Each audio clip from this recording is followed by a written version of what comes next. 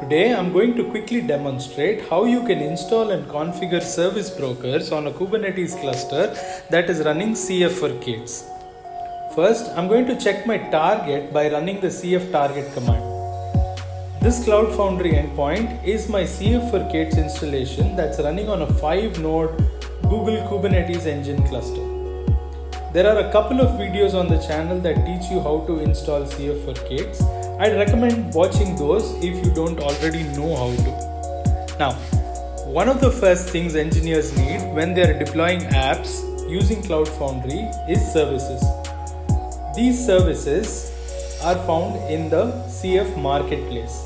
Now, because this is a fresh install of Cloud Foundry, the CF Marketplace command returns an empty list as expected.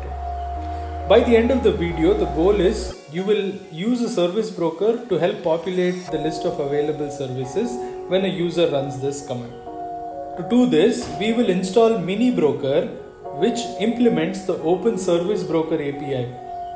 Mini Broker is a good example of how the Broker API can be implemented. The first step is to add the Mini Broker repo.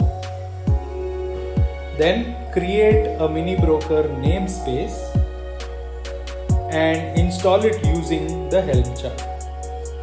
Once the installation has completed, we can check with the Kubernetes workloads and see the service added there.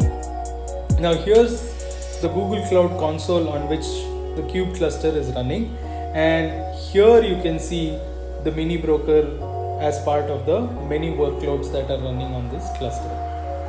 Now back to CLI land. We can now use the CF create service broker command to instantiate the service broker. Now an important point is that Cloud Foundry doesn't require a service catalog to be installed separately. There's a component called the Cloud Controller, which is part of the Cloud Foundry application runtime, and it will serve as the platform required for the Open Service Broker API. Now once instantiated, we can use the CF services access command to check all the available services provided by the Mini Broker. Now this will display the whole list of services that Mini Broker allows us to instantiate and create. Now there might be a few names you might recognize on this list. Basically what this means is you can spawn a MySQL, a Maria, a Postgres, a database for your use, or you might pick a service like RabbitMQ or Redis to start using with your app. Each individual service can be enabled using the CF enable service access command.